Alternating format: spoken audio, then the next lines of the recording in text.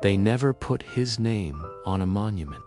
No newspaper interviewed him. No officer saluted him. No medal ever found its way to his chest.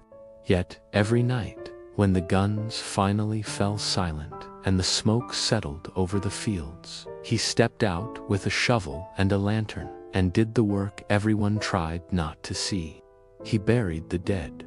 Not once, not after a famous battle, every night. If you want to understand the true cost of war, don't begin with maps or speeches. Begin with a man who has to decide where to place the next body when the ground is already full.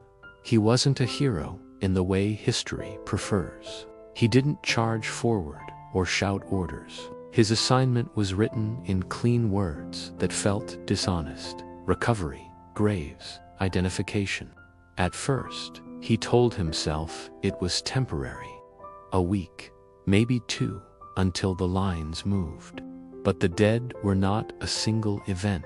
They arrived every night. In the beginning, he tried to do it properly. He smoothed the soil. He marked the place. He stacked helmets, tags, and personal items neatly, as if order could hold back chaos. He stood still for a moment, head lowered, offering what little respect he could. Respect is easier when there are few. The war did not stay few. Soon, graves became rows. Rows became trenches. And something inside him shifted, not numbness, but distance. The mind's way of surviving when the heart can't carry anymore. People think the worst part of war is the noise. The explosions, the screams. He learned it was the quiet.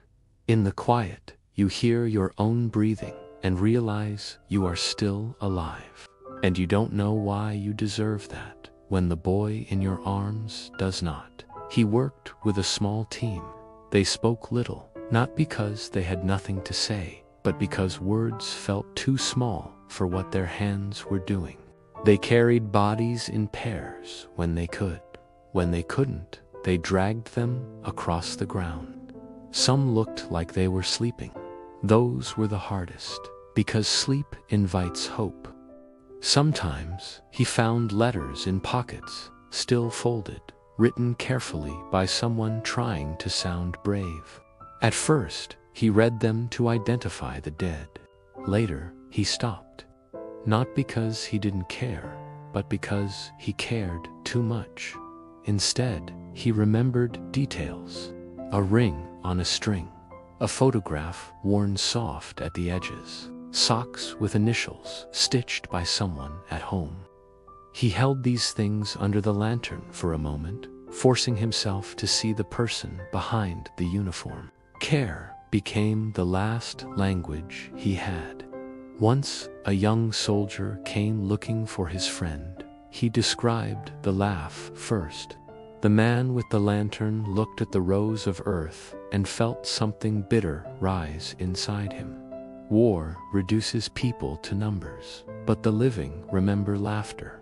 He found the body before midnight. The boy sat in the dirt and held his friend's hand.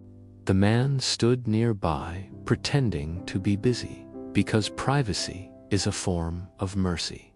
After that, he made himself one promise, one small gesture for every body. Straighten a collar, close the eyes, place the hands together. When the world becomes a machine that consumes people, small human gestures become rebellion. Near the end, he found a small notebook in a pocket. Inside was a list of things the soldier wanted after the war. Walk by the river again, eat an apple without rationing it, hear music where no one is afraid, hold someone's hand without gloves. The man sat on the ground and held the notebook under the lantern for a long time because the list was ordinary. And that was the tragedy. War doesn't only take lives, it takes ordinary futures. When the war ended, people celebrated. Flags waved, speeches echoed. He stood in a doorway listening, hollow. For him, The war had never been about victory. It had been about bodies. And bodies do not celebrate.